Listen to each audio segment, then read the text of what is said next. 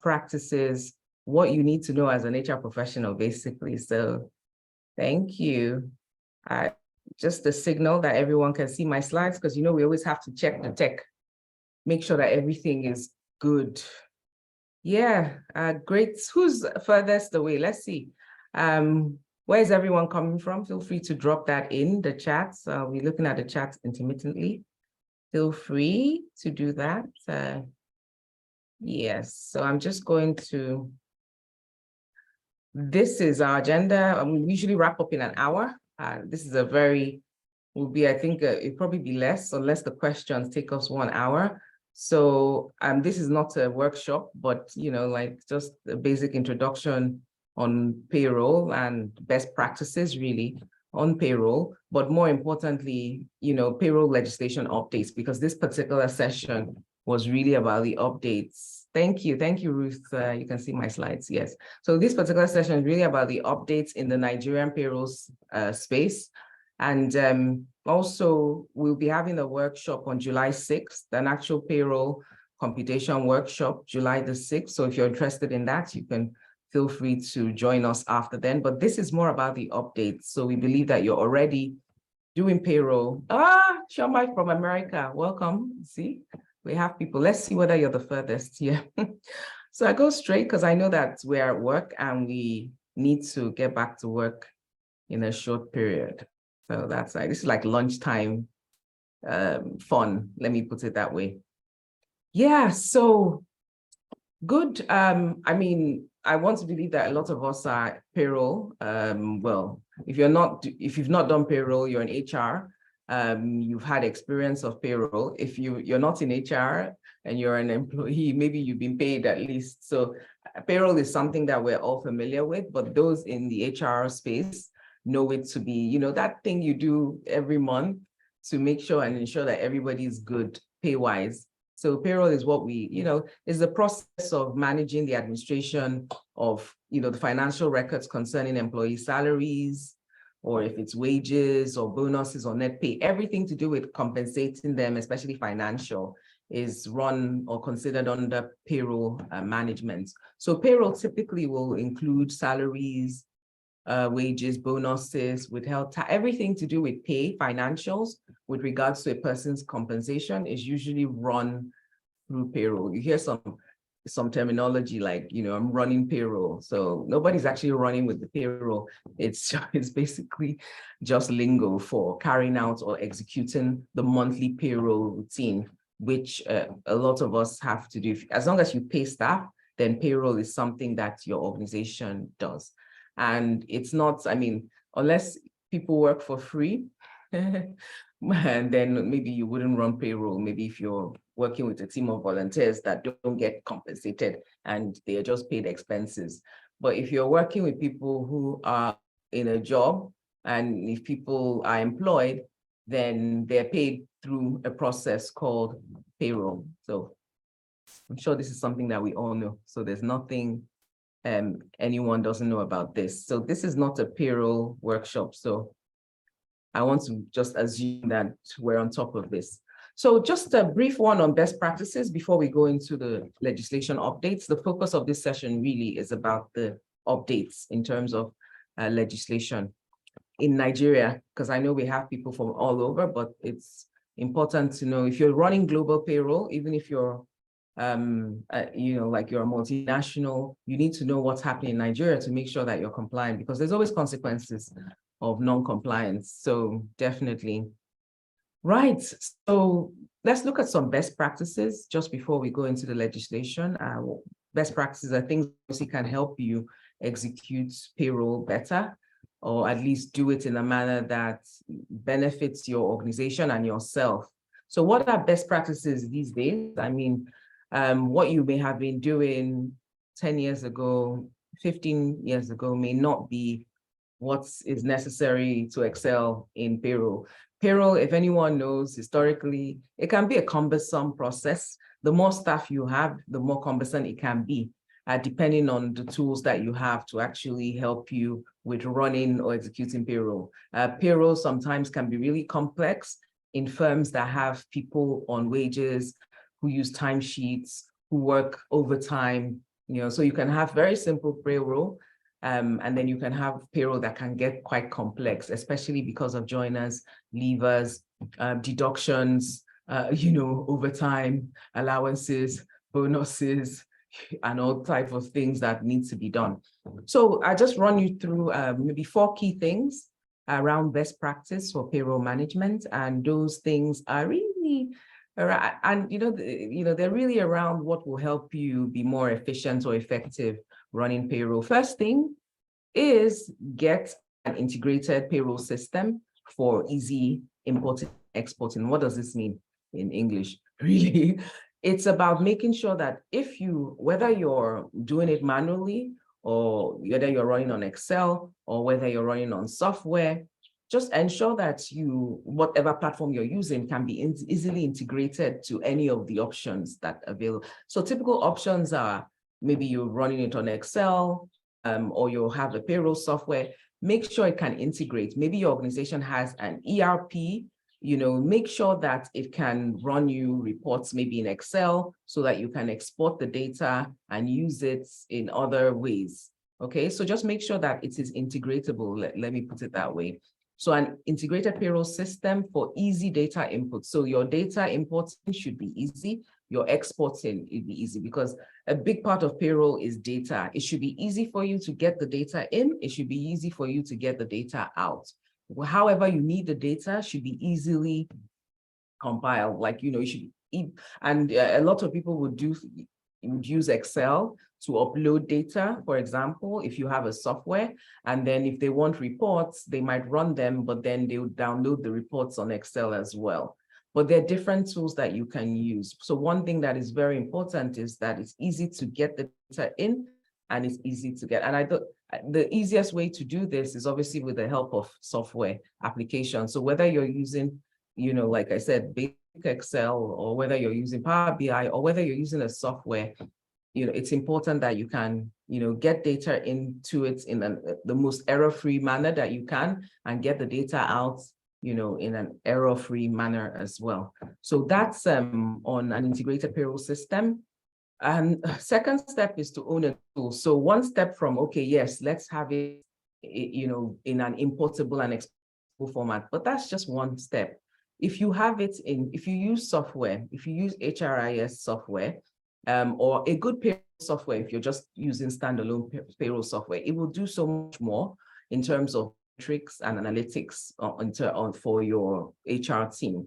Now, why would this be important? If the software you're using has analytics, then you can answer a lot of questions, and you can make better decisions without. And I'll give you some example. What would you want to collate in terms of payroll? Good data would be, obviously, you want to know your payroll cost. So you want to know your payroll cost every month. You want to know your payroll cost to date, year to date. You want to know your pension cost. You want to know your tax cost. You want to know every single cost there. But aside knowing this descriptive analytics, let me just call it, like describing what you currently have. I mean, you want to know your joiners, you want to know your leavers, but you want to know what pay run you're doing, maybe in a year, maybe you do multiple pay runs. You want to know where you are. So there's descriptive, but more importantly, if you can get more data and use this data, like maybe there's already an inbuilt intuitive analytics capability, then it could prompt you to analyzing trends in your data so that you can see patterns. Some things you want to track as well is leave, because payroll data usually, it has leave dates. It depends on your software, but you might want to track absences.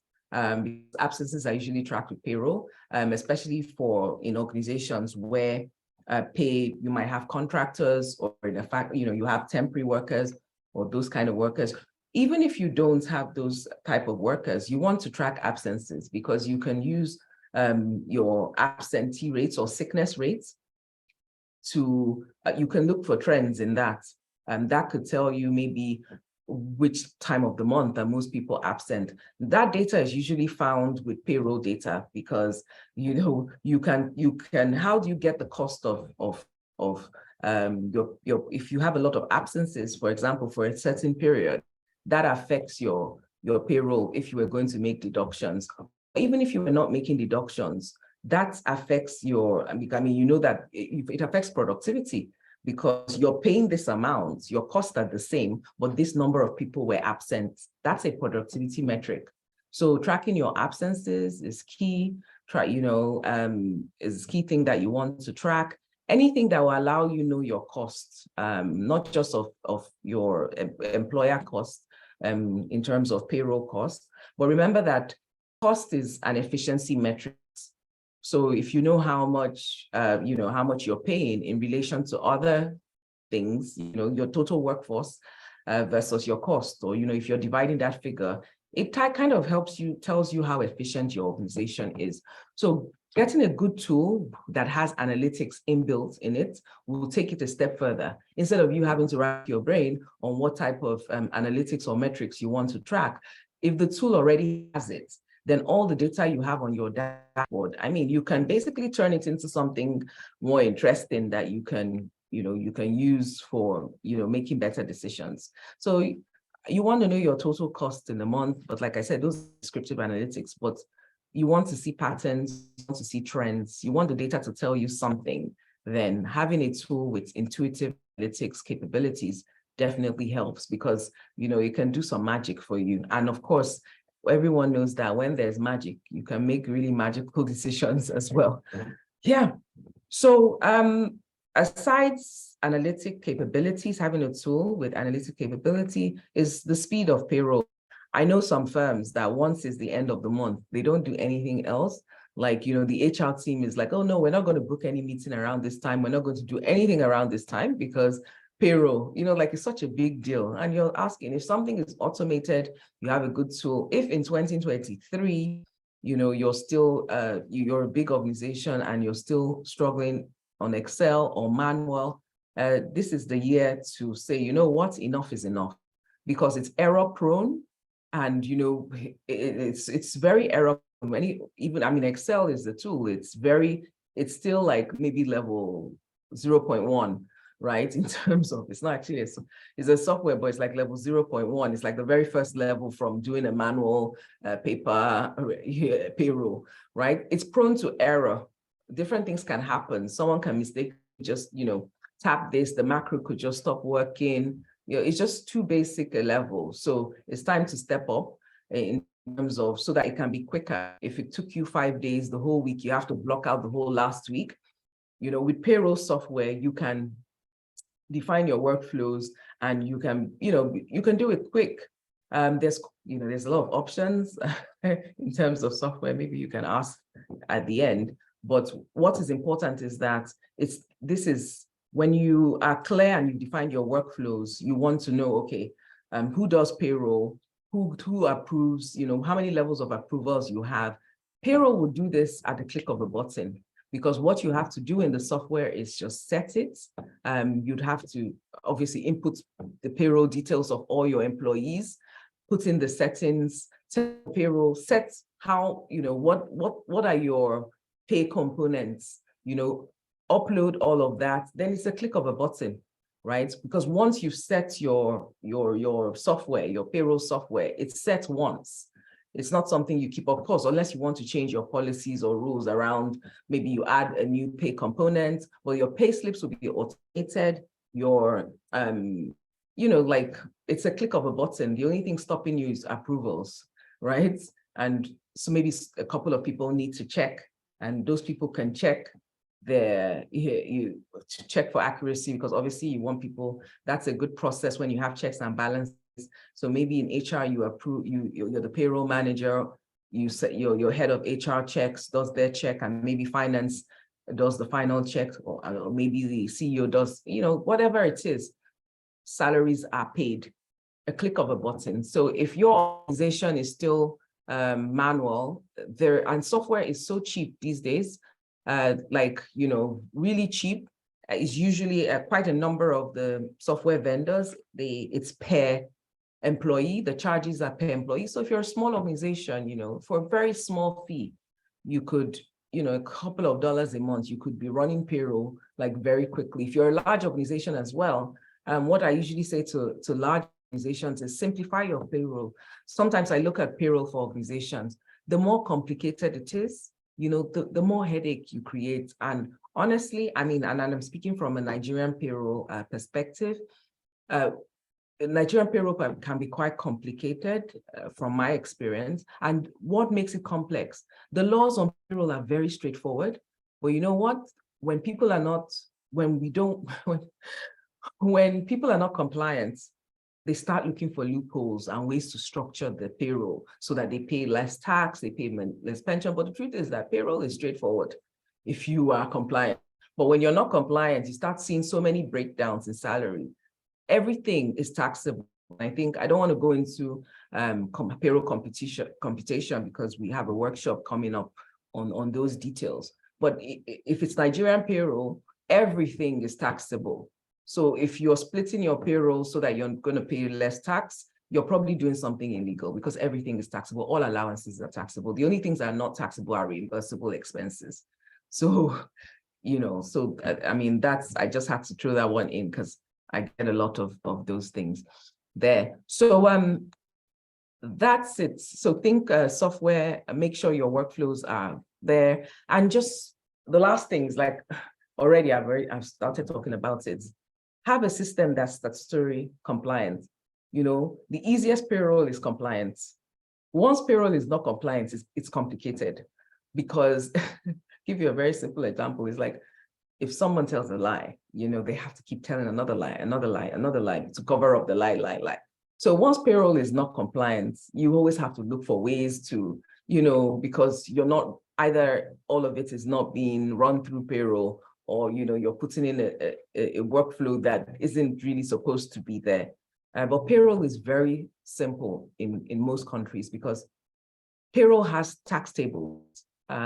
It's very clear how much tax you pay, depending on how much you earn. If you're in Nigeria, Nigeria has a pay as you earn progressive tax system. So the higher you earn, the higher tax band you get into. It's very simple. It tells you how much you pay for the first 300,000 naira of your salary. How much? It's progressive between 7 and 24%. So it's progressive. You pay higher tax the more you earn. It's straightforward. So if your payroll is not straightforward, it's because someone is trying to not do what they're supposed to do. Right. So okay, someone just said, yeah, allowances are taxable. My people want to kill me. Yes, allowances are taxable. And the laws changed for Nigeria, the laws changed as far back as 2011. It's been taxable for what, is that 12 years now? So anyone who's still arguing with you about allowance is not taxable, it's not true. It is taxable, right? It is taxable. Yes. Okay, so the key thing about compliance is, of course, is about your organization's adherence to applicable laws and regulations when managing payroll processes. So this is about complying to all laws, both federal and state laws. If you're in Nigeria, it's federal and state laws. So applying to the laws around payroll is compliance. And the key, I mean, why is it important to comply, to laws? For several reasons, but one is to avoid penalties. Because when you're audited, and if you're in Nigeria, like the state governments definitely audits. If you're in Lagos State, they do. If you're in any states, they do random audits. They decide, randomly. And, the minute your payroll is not compliant, you're just opening up yourself because you're going to pay. It's either you pay a penalty or to avoid that penalty, then you're going to go into very difficult terrain, which is you're going to start negotiating and, you're going to enter some kind of corrupt practice, right? So one of the key reasons is we should be compliant is to avoid penalties, obviously credibility, because sometimes the non-compliance leads to other things with your employees as well. Like maybe your employees find out that you're not, you're not remitting their pensions, if in that kind of situation, or maybe they realize you're not remitting taxes. So the day that they need tax clearance, if I mean, obviously I say remitting means paying to the government, but remitting, it means that you deducted it, obviously.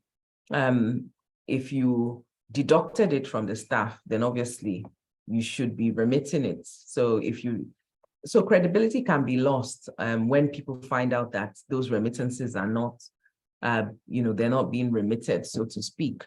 It could cause legal issues both ways for the firm. It could cause legal issues for the people involved.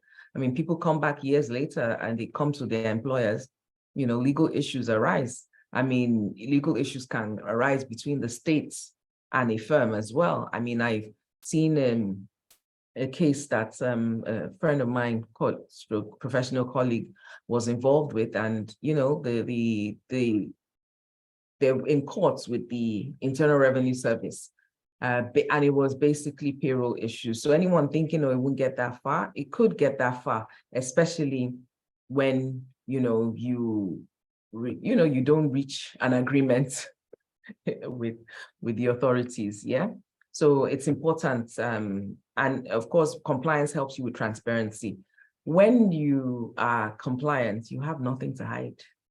You understand? It's like, oh, anyone come, okay, come. They want to audit us, come on, come and do your audit. You're happy, you're ready. But once you're not compliant, what starts happening? You start arranging your books, you start arranging it, so that, like, yeah, okay.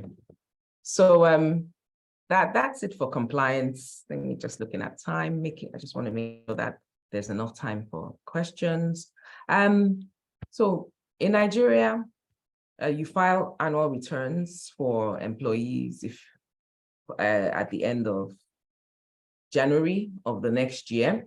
But one thing that is important is there are different forms that, especially you have to inform the state government on people's like reliefs, because you're going to, when we go into payroll, not this for a payroll class, that before your taxes are deducted, you actually get reliefs. So some of the things that you would have to, forms have to be filled, Form A, Form H, Form G. And what are these forms about? They're basically informing the Internal Revenue Service of your status, okay? So they're informing the Internal Revenue Service of your status. You have your payroll tax ID for the period. You have a report on new employees. You have a report on employees who left, just so that the state government knows that, you've paid what is due. You have a breakdown of your payroll tax for the period. So anyone who is running or whose company runs taxes, or, like who obviously does this periodically on a monthly and an annual basis, it will be very familiar with everything that, I'm talking about. Someone is raising their hand.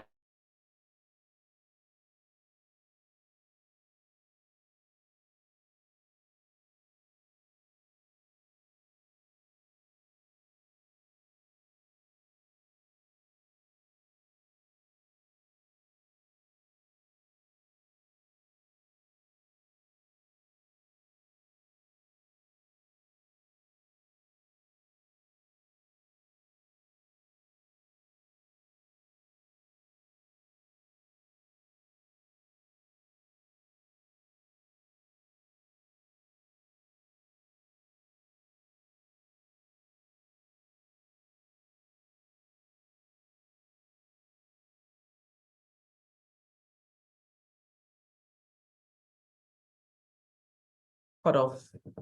I just wanted to introduce us to the payroll-related legislation. So just so that we're familiar with them, everything that affects payroll in terms of the Nigerian payroll space, you need to know about the Labor Act, obviously. The Labor Act here will help you know about in Nigeria, like maybe the frequency of, it doesn't have anything detailed of payroll, but it tells you about, the frequency, which is at least once a month, because people can decide to maybe pay people every 2 months. So just know what the Labor Act is saying about payroll. I just need to make sure that people can see my slides, because, I came back up. Can someone just indicate in the chat? And you need to know the Pension Reform Act. Pension Reforms Act. Why is it important that you know it? because obviously some deductions are related to pension. Personal income tax, that's the main one with regards to tax. So everything regarding tax is in the Pension Income Tax Amendment Law. But know that there are several other acts which have amended the Personal Income Tax Amendment Act. And I don't know, sometimes it makes the keeping up a bit complicated, because if you go now and get the Personal Income Tax Act, it's not, it wouldn't be accurate, because we've had some other acts that have made amendments to that act. So if you go and get these acts now, they won't be up to date. The National Minimum Wage Act, the National Funding Act, I think, let me go into them, but these are the acts, right? Know them. Why? Because they have an impact on payroll. A minimum wage has an impact on payroll because it tells you this is a minimum wage in Nigeria and they're exempt from tax. So you need to know, just so that you understand why these taxes are important to know. National funding, so just when you're funding a Housing Fund Act, you need to know why, so that when you see a deduction, you understand where it's coming from. The National Social Insurance Trust Fund, it's payroll related, but it doesn't impact the employee because the employee doesn't pay it. However, in terms of your payroll costs, they add to your payroll costs. If your company asks you your cost of employment and you haven't considered the National NSITF, which is National Social Insurance Trust Fund Act, because that you're supposed to pay 1% of your payroll if you have a certain number of staff. If you don't consider that, then obviously, you're not going to be payroll compliant. In Industrial Training Fund Act, obviously that's another one that doesn't impact, your employees, but it impacts you as an employer. You have, would I say, obligations, right, to the government around that. National Health Insurance Authority Act, you have obligations, yeah. Employee Compensation Act, it's related to the National Insurance Trust Fund Act. Again, this one doesn't affect, the staff in terms of they're not the ones paying it, but they're impacted by it because it covers them for injury, accidents at work. However, the firm is the one who held to be compliant there. And then the Finance Acts, there are quite a number of acts that have been made. So let's just delve into it so that I can take questions, because I know that there'll be questions. So let's look at the ones. And remember, this session is about the most recent one. So we're not going back. We're doing from 2020, because there've been so many, because I want to believe that, it shouldn't take anybody 3 years to make any adjustments. So we're going as far back as 3 years ago. But please, if you haven't been compliant at all, you might need to go back, right? But, I think 3 years is decent, right? What do you think?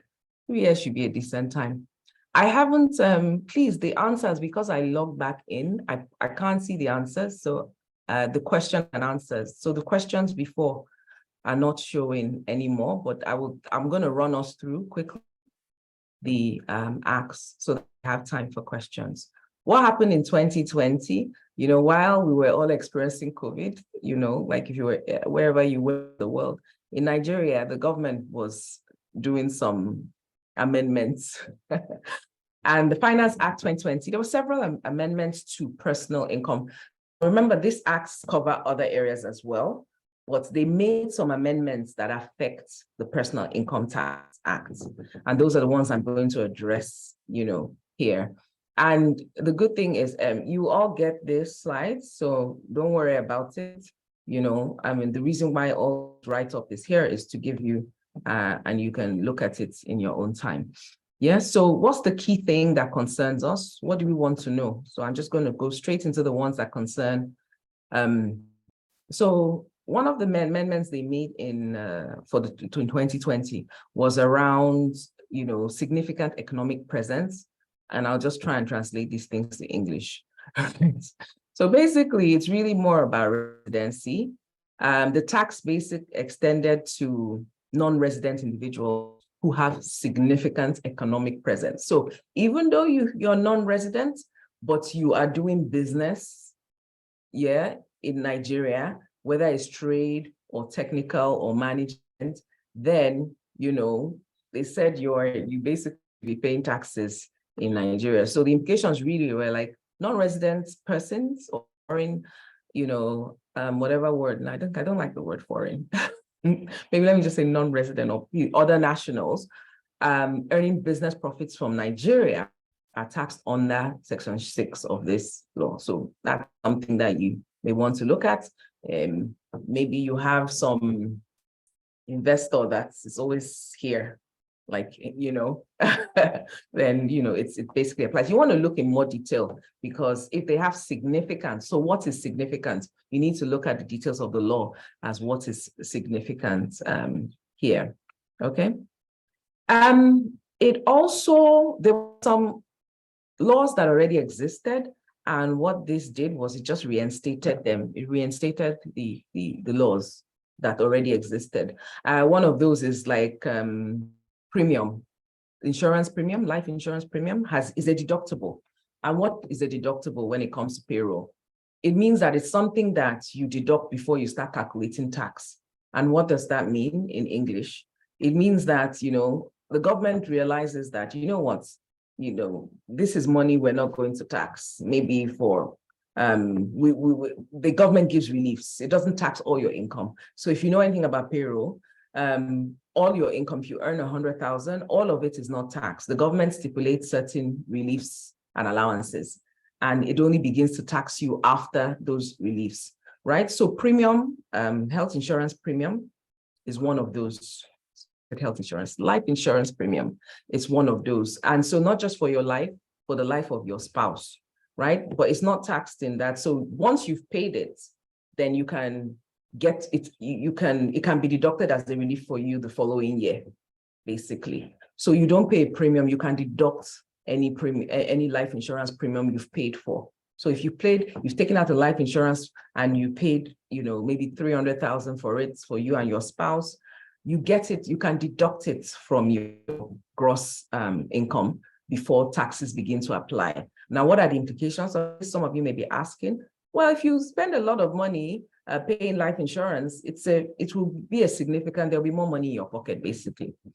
Yes, so because your deductibles are monies that the government doesn't tax. Who doesn't like that? So it's telling you that life insurance premium for you and your spouse, yeah, as long as you're not getting payments that is deferred, you're not getting the payment like now. And then what they did, I might as well just talk about it now, this year, because it's related, is that the government has now said if you take that money or if you get a payout within 5 years, it will be taxed. So the initial 2020 was like, basically, you have it's a relief. Life insurance premium is a relief, right? But the government is now saying in 2023 is that if you take it out before you get a payout and you're benefiting from it within 5 years, that it will be taxed. Okay, so let's see. The other thing for the, let's see, tax, it just reinstated, the law just reinstated tax contributions. Pension contributions are still obviously a tax deductible. One thing that happened was that the government stated clearly that, I don't know, obviously, when they come up with these things, maybe it's because of things that people were doing. It says that the pension is a deductible, but it only recognizes pension contributions that are recognized under the Pension Reform Act, which is more or less, in simple English, Nigerian pension. So if you're someone who has maybe dual citizenship, maybe you're a UK resident or you're American and you pay to a pension fund in America or the UK, that it's not a relief. You're going to pay. That's what basically they're saying. So these reliefs are restricted to what is recognized under the PRA 2014, which is more or less Nigerian, but you may want to check it out, but it's not for schemes that are outside foreign schemes, let me put it that way. It's really there. So that's the Finance Act. Let's see any more on the Finance Act. That's 2020 Finance Act, right? We're still on 2020. Yeah, this was a major one. I think this is the main change in the finance. And I want to believe that most people have done this by now. The gross income before 2020, before the Finance Act 2020, was if your gross income was, 3 million, then your allowances were calculated on 3 million. But after the Finance Act says no, gross income is no longer your salary. Like if you're earning 3 million, your gross income is no longer 3 million. If you're earning 3 million, your gross income is now, you have to deduct your deductibles first, basically. So it says, like all those non-taxable income, like the tax exempt things like pension, NHF, or, like the things you wouldn't have paid, you have to deduct it first before you. So that was a major change in payroll, right? So gross income means income from all sources less non-taxable income. Less non-taxable income. So that is very, very important, non-taxable. So if you get that, yeah. So you can look at this, in more detail. Yeah. So basically, exempt items should now be deducted from your gross income first before computing what is your consolidated relief allowance. Yeah. I don't want to go into those details because we have a payroll class in which we talk about these things. This session is about updates to law. So I don't want to get carried away into talking about it because, yeah, but that is it. There is a different computation in how your consolidated relief allowance, which is basically your allowances, are computed. Your deductibles have to be, your exempts have to be deducted first before you, yeah. So, yeah, another thing they did was they now exempted people earning below national minimum wage. So there was a time, I mean, they made several, I don't know, Mike, maybe I don't want to talk about the history, but there was a time they introduced a minimum tax of 1%. So they kind of said to me, okay, people who earn less than minimum wage are exempt. So that's why you need to know other laws. And that's why, obviously, if you know what the other laws are, which is National Minimum Wage Act, then you know that people who earn lower than the national minimum wage are exempt from the taxes. Yeah, so people who don't earn more than the current minimum wage is 30,000. They are no longer liable to tax or pay, so they don't have to pay tax, which is a good thing because I thought it was rather, would I say punitive? I mean, these people don't even have money. Like, why would you take the little one they have? Even at 1%, why should anyone on minimum wage that low be paying taxes? But that's story for another day.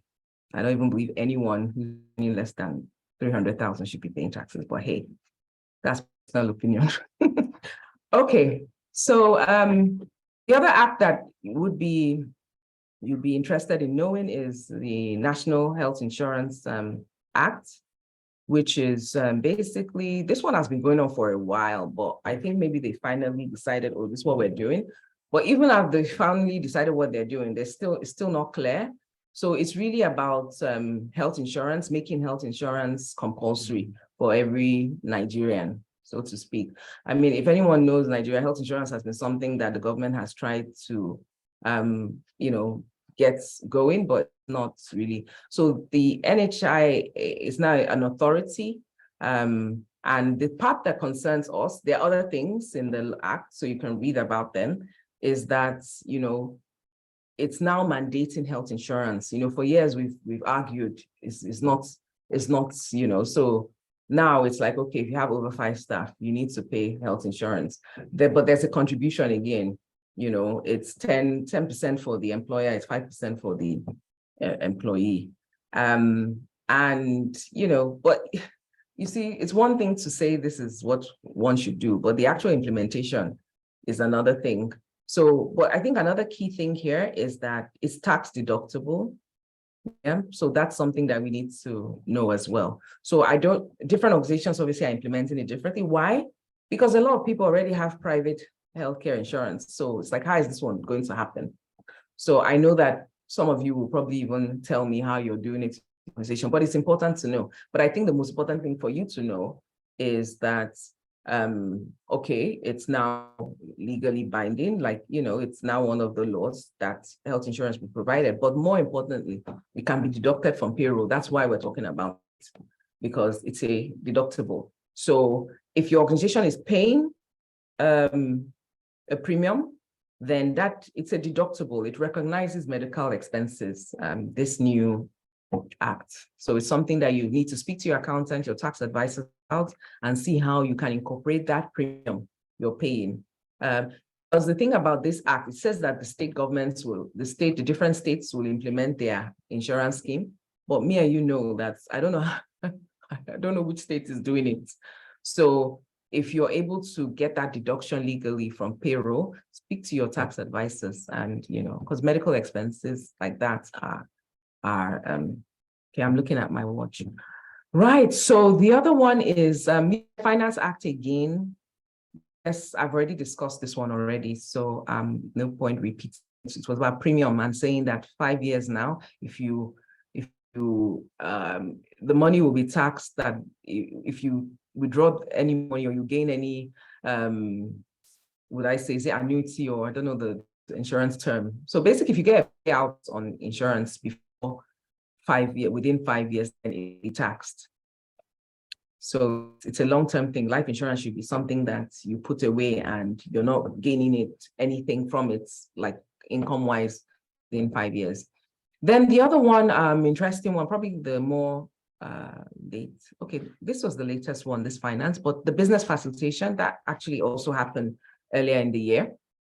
And that one was really around two things that concern us, HR people, and of course, if you're in Nigeria, the things that would be the ITF and the NHF laws were amended. So the act that amended, they amended two other acts, and that's why you need to go and see the Business Facilitation Act to know that it affected two other acts.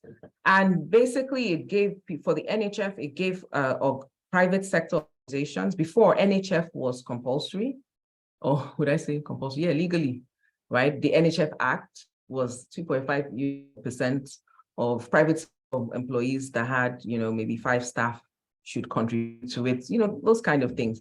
However, now the act was amended to only include companies that have, they can opt out, sorry. They can opt out. Yeah, so I don't want to mix this up. So there are two laws that were amended with the Business Facilitation Act, the NHF and the ITF.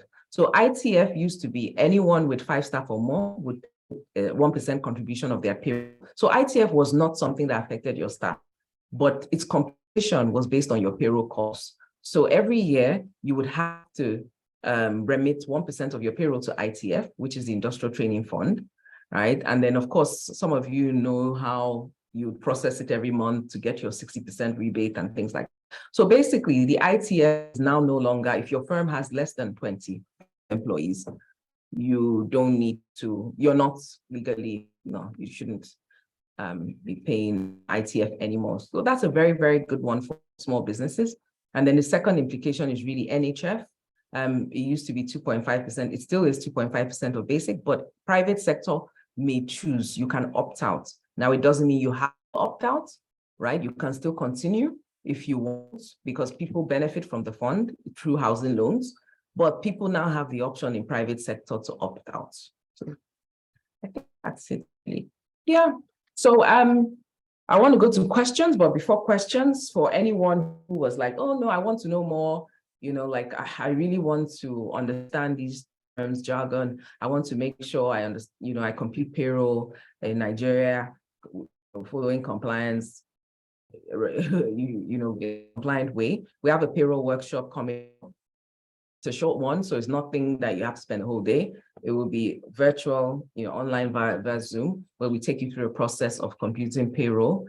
So just, 2.5 hour session, 3 hours max, but about 2.5 hours, where we just take you, and we'll go into more detail around actual payroll. We'll have payroll scenarios, and we'll actually, go through a template and compute Nigerian payroll. So if that is something that's of interest to you, please feel free to send an email to info@kendallconsulting.com. But I know you will receive the email. You're going to receive this email from us. The slides. If anyone didn't catch the detail, we will be sending the slides after this. Just give us some time. If you don't get it today, you get it by tomorrow. But just, to give you that piece of information. So from my side, that really is it. But I'm going to go now to the Q&A. And like I said, please, I lost all the questions before, I was taken off. So if you have the questions, you can write your questions back again. Okay. Yes, I've answered Joshua's question. He says, is there an aspect of the Finance Act that has changes to payroll? I believe that, I've answered that question. I'm going to the Q&A now. Right. So there's a lot of us here. I think payroll is quite popular. There's like almost 200 of us here today on Nigerian payroll. I see that anything concerning pay is like really something that everyone wants to talk about. So let's see, what kind of payroll system can you recommend an organization with 3 employees?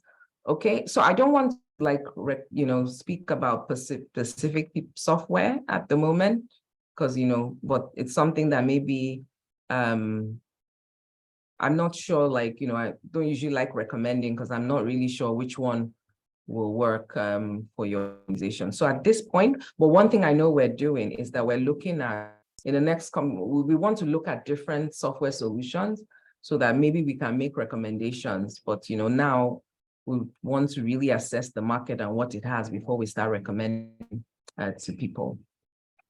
Okay. Yeah. Okay, Joshua, you were just saying some things.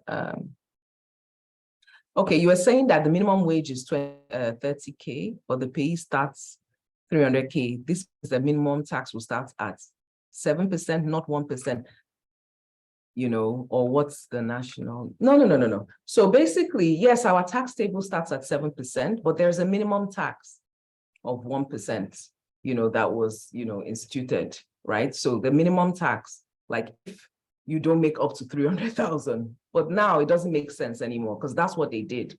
They actually put a minimum tax of 1%, but then they now came back and said, if you're not earning up to 30K, it doesn't apply to you. So really, it really doesn't apply anymore, but it was 1%. The first amendment that was made said a minimum tax of 1% will now apply to everyone, but I think they realized that it wasn't really positive. So, now I would say that if you're a minimum wage, you don't pay, and that's 30K, and the tax ban really starts at 300K. So, you could just do the math and see where you start paying tax. Yeah. So, okay. Is reimbursable taxable? No, I think I've answered that question already. Reimbursable expenses are not taxable. Okay, I'm just trying to see if I can see all the questions. Oh, someone says, if you have a palliative to give to employees, is it taxable? Must it pass through payroll? You want the, yes, it should. That's the ideal thing to do, So yeah, people always have this, argument, but that's the truth. The government wants to, anything that benefits the staff, they want, because compensation is not just financial, salary, it's also benefits. And based on Nigerian law, everything is taxable. It wasn't so before. There were some allowances and people still keep trying to refer to those allowances. But the reality is that government has clearly defined it, that everything, all allowances. So if you have a palliative, and you say, okay, this is an allowance, it's actually taxable. But of course, firms come up with different ways in which they try to manage it in a way that it doesn't seem like an allowance. So obviously, if I am reimbursed for making phone calls, then it's an expense because I made the phone call, they've given me back my money. So that's an expense. But if I have a telephone allowance as one of my pay components, and I get it paid every month with my salary, and it's not differentiated, then that is taxable. So there are ways to, but you have to be careful in the sense that you have to be you have to implement it properly, like it has to be an expense for it to be expense. But the minute you give it as an allowance, then it's taxable because you pay it with their pay. And so it's benefiting the staff. Because how do we even know that the staff is using it for telephone? Maybe they're using it, you put lunch allowance. But if you're giving people lunch in a canteen, right, they come there, you have a system where, it's kind of expense, then it's fine because somehow you expense it, right? But it goes to staff. But if you give them the money and it comes in payroll, it's one of their pick on and lunch, then it's taxable. Yeah. Okay, so let me see. I'm just trying to look through the question. This is not quite clear on taxing reliefs between 2020 and 2023. Okay. Nkiri, I'm not really sure. You said it's not quite clear on taxing reliefs between on reliefs between 2020 and 2023. I don't really get your question. The main thing that changed in 2020 was how you compute. And like I said, it's beyond the scope of this room, but I was trying to explain prior to 2020, the computation of your gross income was your whatever, like if your salary was 3 million, then your gross income was 3 million, then all your reliefs would be calculated based on 3 million. Yeah, but based on the amendment, it says no, like your gross income is not 3 million, it's 3 million less pension, all those other deductible tax, well, not tax, obviously, but, like you have to take those out first before you tax.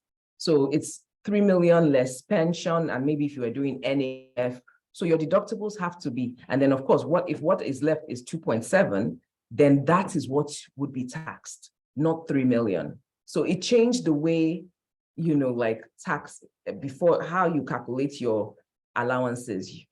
Your allowances used to be computed based on your gross income. So if your salary was 3 million, it was computed based on 3 million. But now it's saying no, your gross income will not be 3 million. It will be, we won't calculate your allowances based on 3 million. We will calculate it after your deductibles have been, like removed from that figure. So let's say it's 2.7 million. So we will we will compute your allowances based on 2.7 million. That's basically what it says.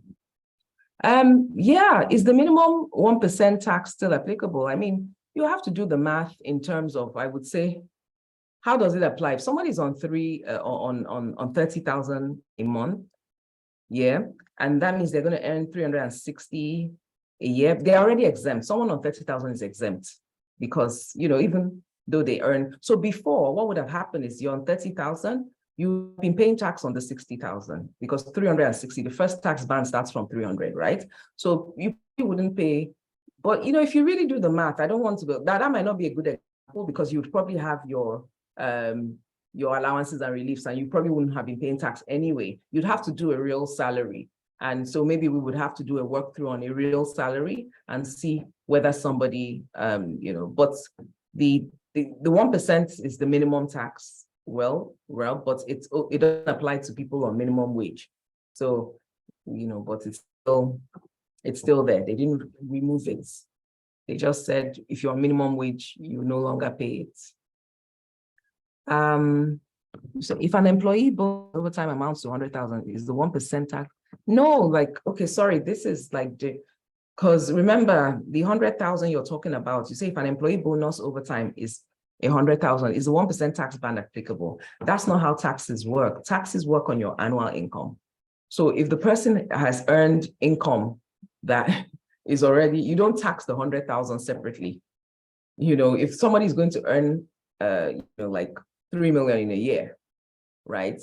They'll probably be on a tax band. They've probably, maybe where they pay the 15%, most of their salary might be around the, they have, because payroll is graduated. So like I said, for people who want to know payroll details, so you're not going to be taxed 1% of that. No, the 1% doesn't apply to just your bonus.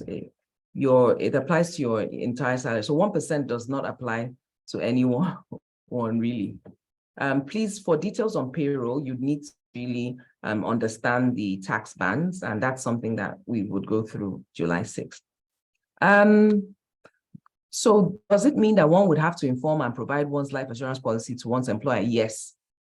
you'd have to do that to benefit from the relief. If you have a life insurance premium, and then you don't get it, like you have to have paid it, obviously, and you get it off the next tax period. So that's how it's done. You have to have paid it. So yes, you have to show your employer proof that you are paying that premium. Yeah, this one is like I said, Margaret, good question on the NHIA. For organizations that are on private health insurance, are they still dated to contribute to the? Now that's the tricky part. That's the part that everybody's looking at and watching and seeing how they're going to implement this, because we know, like, it depends on, especially for lots of private sector, they're already contributing. So they said the state governments are going to implement it. We have not seen the implementation. We want to see how this happens. So this is a good question. And what I would just say is watch this space. Let's see how it happens. If anyone here, knows or like is doing something in their organization, please feel free to add your contribution in the chat. Yeah. Is the 10% of basic salary deducted as a premium for health insurance from employer salary or from the company? That's what I'm saying. It's both ways. It's 5% from the employee, but 10% from the employer.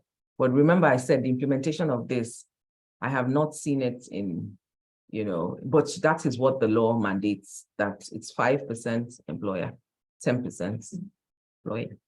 Yeah, but like I said, many firms are just doing it. But just know that, your payroll can be structured differently, and that it's actually a deductible for the staff in terms of taxes as well. So you might want to look at that for your payroll. Elfrida, let's see. Yes. And this one is so interesting. Elfrida has said you cannot bid for any government contract without your ITF compliance certificate. But the interesting thing, and it's true. So but guess what? I don't know, because someone asked me this question and I said, okay, but if this is a law now and you have under 25 staff, well, so maybe either they are telling you, well, if you're bidding for government contract, make sure if you have under 25 staff, we shouldn't be dealing with you anyway. Maybe that's one way to look at it. Or if you want this government contract, forget this law, go and get your ITF compliance certificate. Or you can just refer to the law. I want to believe that they should be able to amend it, and they amend their conditions and say, oh no, I have under 25 staff. This is my proof. I don't have to get this. So Elfrida, I've given you 3 different scenarios. The most reasonable is to tell, because it's a law. The government has said it's no longer compulsory if I have less than 25 staff. So, hey, but your country. So you need to talk to the people involved, and because they might say, they don't know. Okay, so on NHF, is there information? Oh my God, we've gone over time. Okay. Is there information that has been shared on the local level with private organization employers on how to proceed with this for those no longer interested? Yeah, I mean, the act has come out. So if an act has said, you know what, you can opt out, you can opt out. So the information has been shared with everyone. We know already the act is there.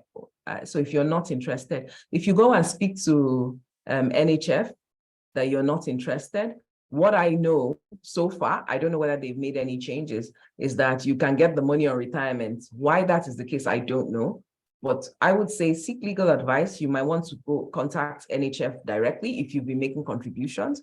However, you can stop or see whether you can actually get that loan. Because I've heard of people successfully, getting access to the loan. The interest rates are very low. So if you can get access to your loan, and instead of forgetting your contribution or trying to get it back when you've retired, because those are really difficult options, they shouldn't even be options. So I would say talk to the people at the NHF and see whether, try and get it. Because I know firms that really put pressure on their HR and they come together and they get access to those loans. Some firms I know have done it. So try and see whether your HR can do it for your organization. Because I think it's good to get the interest rate is so low that it's worth getting the loan if you can get it. NHF is 2.5% of basic. It's always been of basic salary. NSITF is compulsory. Yeah. Okay. What's supposed to be the composition of payee? That is payroll computation class. Yeah, so I think some of these questions are quite technical. Yeah, how does an employee handle the issue of non-compliance of taxes? Well, it's up to you. I mean, do you want to whistleblow, or do you want to talk to speak to your HR first and see what the response is? Yeah, I think that's the first port of call. Find out why, because usually your firm might have a reason. Yeah. So I want to thank everyone because of time. I know like some people don't, like we've had a really good time. There's lots of questions still in the Q&A. Someone asked me about the process of opting out. I think I've already answered that. Of NHF, you can opt out. If an organization enrolls their staff on HMO premium without deducting health insurance from staff, is this compliance? That's a good question. I mean, look, it is compliance because you are providing HMO and you're not even deducting it from staff. I believe it is. What I would just say is that remember that there is it's a deductible, so they might even have more in their pockets if you implement it in your payroll. So you can look at if you could, make it a deductible in payroll because you're entitled to it, and see whether the implications are worth it. You can just try it out in terms of scenario.